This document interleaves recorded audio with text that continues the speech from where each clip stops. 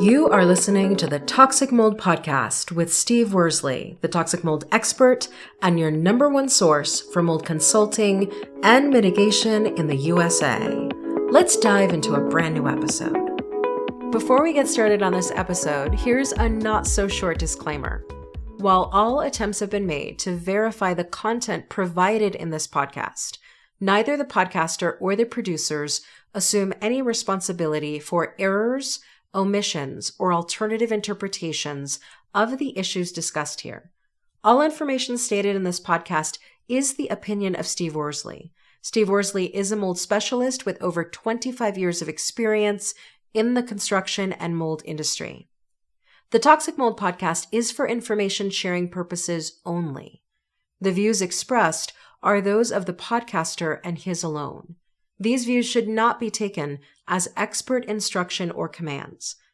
While there may be references to medical conditions and symptoms, all podcast episodes are the opinion of Steve Worsley, and any medical questions or concerns shall be addressed with the appropriate licensed medical professional or professionals.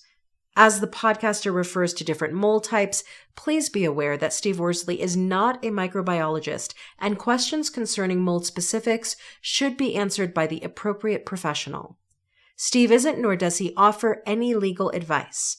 For any legal advice, you must speak with a lawyer. The listener is 100% responsible for his or her own actions. You can check out Steve's books on Amazon. Just go to Amazon and search for author Steve Worsley. You can also take Steve's courses on Udemy or Skillshare, and you can find out more about those at cnccontractorservices.com. Now, let's get to the episode. Hello. We are back with the Toxic Mold Podcast, and today is episode 195. We still have the month of February, so we get to have my wife, Kassandra Von Worsley, for, 2 more episodes? Yes, this one and the next one. Okay. And so when are you going to come back after that? Oh, I don't know. Okay. We'll see. I'm sure listeners are like, yeah, it's kind of nice. We don't have to listen to just Steve. So it's good to have you with your perspective. And, as I've said before, you're very highly educated, but you're like a lot of people. You're not a mold expert. So you're just married to one. But you don't know all the ins and outs about mold. You know a lot more about mold than you'll tell people, but yeah. But I mean, I think it's also interesting. It's like when you're running a business and you're trying to do other things, and we've got a cabin to build and a house to build, and we have all these other things going on in life. Things get busy, so It's good that I can come visit the podcast. Yeah, and then get back to the other stuff that we have that take up a lot of our time. For those that have listened for long enough know that I'm not technologically inclined. You handed the reins over to me, it's been 6-7 months ago. Yeah. And luckily I've kind of learned, and I can follow directions too, but I've learned how to record these and post-produce it. But for those of our listeners that don't know, this isn't just we record a podcast and hit a button and they get to listen to it. Yeah, there's a lot of it. There's a lot involved. Yeah, there's the post-production and having to put the intro and outro, and we need to put our digital products. We need to insert those in there. Correct. But yeah, it's a lot more than just hitting this button and then they get to hear us. It's a little bit more work. So anyhow, right now, I don't know where all of our listeners live, but it's pretty chilly across the United States. So today's topic is ice and black mold. And what I wanted to talk about is ice dams, frozen pipes, the freeze-thaw effect. I know right now in, most of our news we get comes out of Utah. And so we have warm enough temperatures that a lot of people are dealing with flooded basements right now, especially in Utah. Wyoming, it's way too cold. Yeah, way too cold. We stay frozen in the tundra. Exactly. But it's getting warm enough. That's why the freeze-thaw effect was something that I wanted to talk about today too. But a lot of people are dealing with moisture intrusion right now, whereas typically in February it should be frozen, but it's not. Like I said, it's pretty chilly, but when it gets warmer, we have the freeze-thaw effect. Do you know anything about that? You've told me about it, but we can do a refresher. Yeah, so I'm not an engineer, I'm not an architect, it's just the my blue collar version of it. But the thing I like to compare it to is water that you put in a gallon jug. So if you fill that gallon jug half full of water and you put it in the freezer, what happens to that? It'll expand. Yeah. And so when it expands, depending on the area or whatever it's contained in, it'll burst or it'll just crack, break. Yeah. Exactly. And so it's the same concept with the soils around your home. And for our listeners, the soils, they can vary from neighborhood to neighborhood, but, geographically, state to state, some areas have a lot more limestone, some have a lot more clays. It's just sands. It can be whatever. But the freeze-thaw effect is what happens and the reason that they're having problems with people having moisture intrusion in their basements is the stuff's thawed out. And obviously, when the stuff thaws out, it shrinks back down. When it freezes, it expands. When it thaws, it shrinks back. Does that make sense? That makes sense. And so when that happens, everything's shrinking and expanding, and that's how the concrete gets cracked, and that's how it causes defects in your home for water to come in. And so most people don't think about that when they think about mold, but things like an ice dam, which is up on your roof, frozen pipes, it's the same concept with your pipes. When that water freezes, it expands and bursts the pipe. If you have copper water lines, which a lot of homes are going to PEX or plastics, that plastic will expand, whereas copper doesn't. Exactly. So it bursts, and then you have water everywhere. So that's what the freeze-thaw effect is. Any thoughts on that? So really, depending on how your geographic location is working, you could have lots of problems with pipes bursting. You could have lots of problems with moisture intrusion events, which then lead to mold. Yep.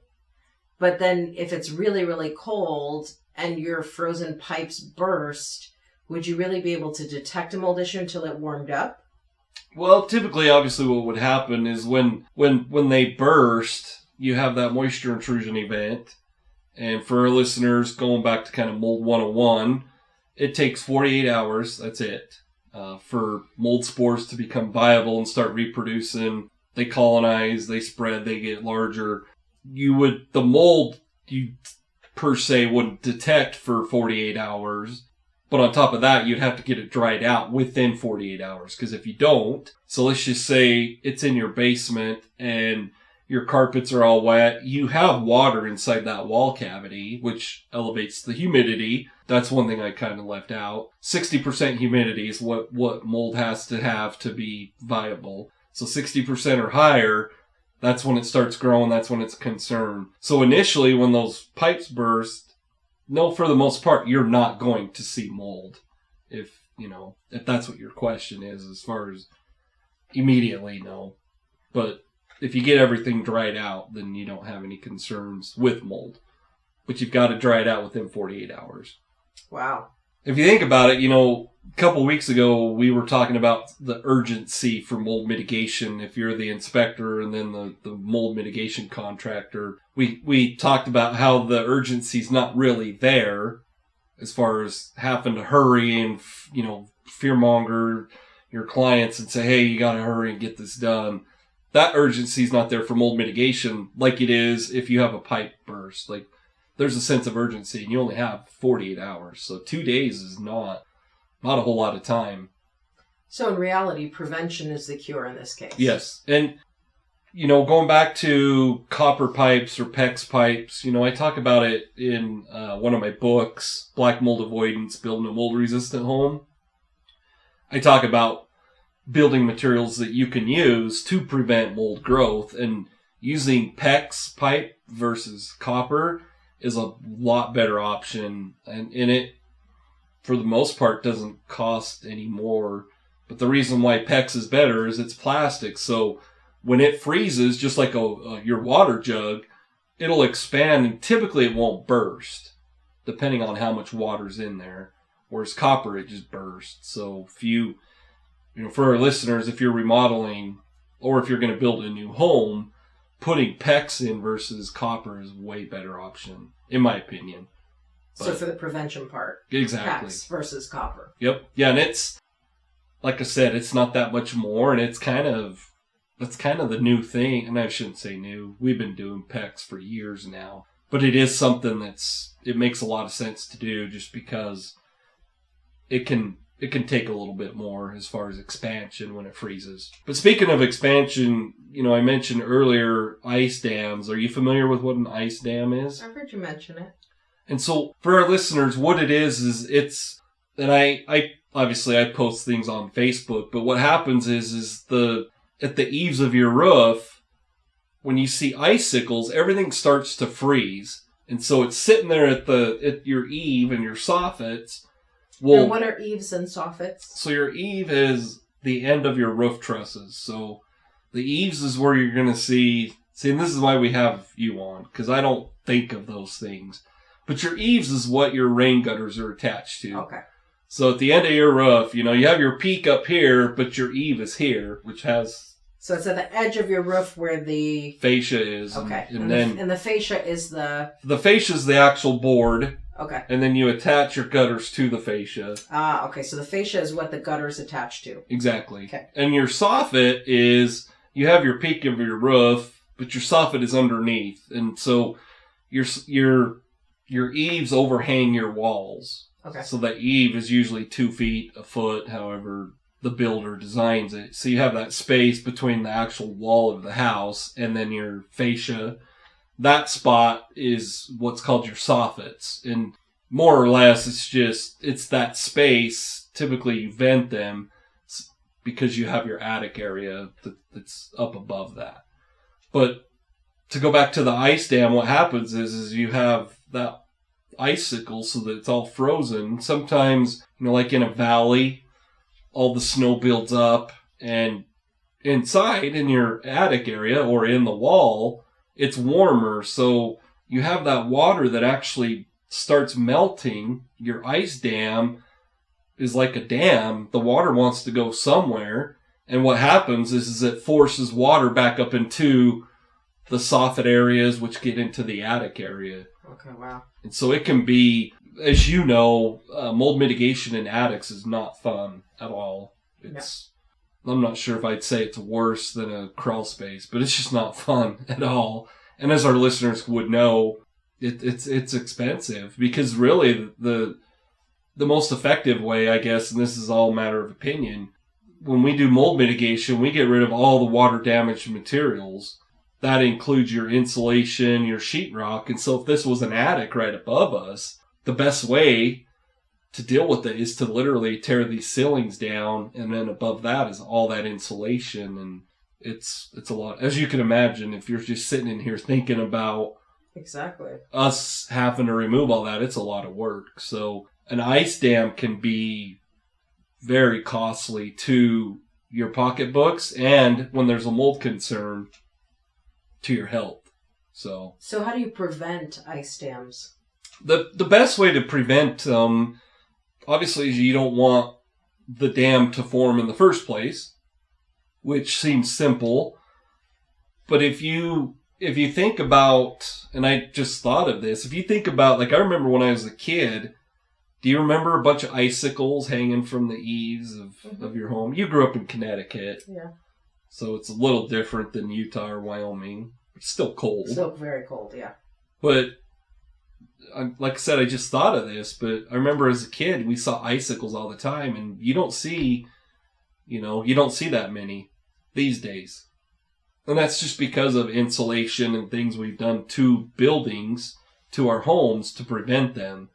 But my whole point is that icicle is your first red flag that, hey, there's something going on. But to prevent them, typically it would be lack of insulation in the attic. So you could add insulation. It could be a ventilation concern. And I know it sounds crazy to say that, but up in an attic, you have to have proper ventilation to keep that air moving. But then the next step you could take is heat tape. Have you heard of that?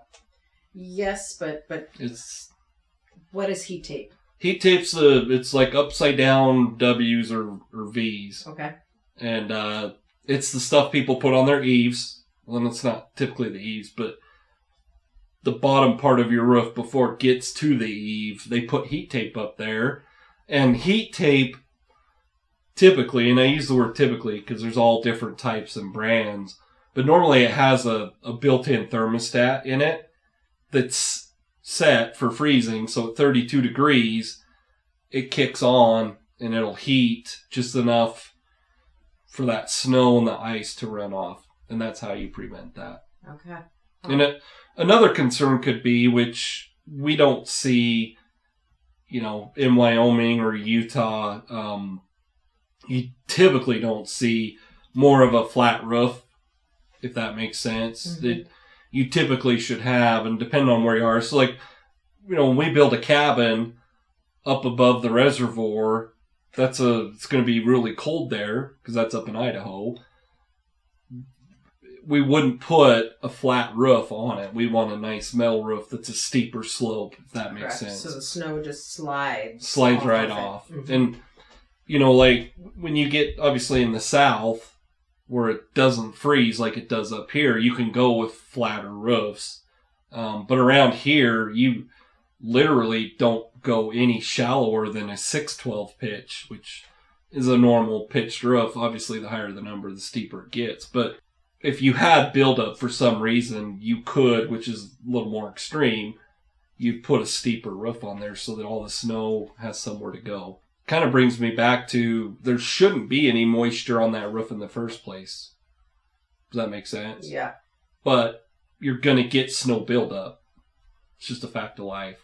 Correct. Which is why some people will hire people to go on their roof if there's lots of snow and get it off there. Yep. And this winter, we've had a lot of snow this winter compared to the last few years, and that's why you get up there and shovel it for weight and for ice dam concerns. But yeah, and that's going back to the book I wrote, Building a Mold Resistant Home. That's why I always say a metal roof's I don't know how much more expensive. I would say it's probably 30 to 40% more than shingles, asphalt shingles, but the snow can slide off of it. Usually you don't get snow buildup. So yeah, that's how you would prevent that as far as up on a roof, which is pretty simple. Once again, that's why we have you on here, because I think of everything as pretty simple. So, the next thing that obviously is a concern is frozen pipes, and we kind of touched on that. Yeah, PEX versus copper. Yep. And to prevent frozen pipes, you'll hear a lot of times, and I actually just saw it on the news a couple weeks ago that they said a plumber says to leave your water trickling to prevent frozen pipes, which is true. But if you have, and we've done podcasts about this, if you have a septic system, leaving your water trickling is not a good idea, period. Yeah. And, I hear people say, well, you can open your cupboards, the drawers or doors, underneath your sink to help get warm air in there. If your pipes are vulnerable and they're going to freeze, opening the doors below your sink, I wouldn't think would really help much. I'm not saying it doesn't do anything, but you probably have a bigger problem than just opening the doors. But when we always hit this in Wyoming and Utah. Hopefully we're past it, but we hit about a 2-week snap where it's really, really cold. I think there's a place, I think it was Peter Sinks that I was telling you about. Remember I was telling you about that a few weeks ago? Oh, yeah. It was like negative 59 degrees. That's or 60, terrible. negative 62. When you get that cold, it's kind of hard to prevent anything. But going back to the prevention side of it, when you build your home, or even if it is built, if you have, let's say, a kitchen that the sink is on an outside wall, you want to make sure there's no holes on the siding on the outside or any way for cold air to draft in there to freeze those pipes. Also, you can insulate the pipes. You can put heat tape on the pipes. So there's steps you can take to prevent all that. So essentially, an ounce of prevention is worth a pound of cure. Exactly. Yep. Then it's, a lot of like what we try to do with CNC Contractor Services is we're not only, mold inspectors, mold testers, mold mitigators. we do this podcast. I've wrote the books, created courses. We're trying to educate people, and if we can prevent it in the first place, that's the best way to go. So, absolutely. Any thoughts before we wrap up this episode on the freeze-thaw effect, ice dams, frozen pipes? In order to prevent anything, you have to know what you're dealing with. And I think that's where your books and your VPAs and your consultations, but also the digital bundles come into play. Because if you don't know what you're dealing with, how do you know the prevention you're supposed to apply to it? Exactly. Education is the key. Yep. Yeah, and it's, the books they're in Audible format, ebook, paperback. There was some are hardback. Hardback. That's why I for some reason I was like, there's one more, but the most recent book we did on a hardback. Yep. So just to kind of try it out, I guess. Is that why we did that? Yeah, just to give another option. Yeah. I mean, the point is you have access through CNC to education about mold, and you want to make sure that before you actually need the education, you've already done it. Yeah. Yeah, and it's like we talked about it earlier. I'm trying to focus on a few other things right now, but we're hopefully in the next month or so, we're going to have the YouTube channel up and going. So that'll be another educational avenue that our listeners can take. But we have opt-ins. You can probably explain it a little better than I can, but it's just a bi-weekly email it's an informational email I type up every other week. They get one. Once in a while, I might throw in our new books out, or there's a free Audible or whatnot. But you explain to our listeners how they can sign up. So you can go to cnccontractorservices.com, and then you can sign up for the mold investigation checklist. And so you give us your name and email address, and you get to download a free checklist, which anytime you have frozen pipes or you're concerned about a moisture intrusion event, having a checklist that you can say, okay, is this present? Is that present? Did I check this?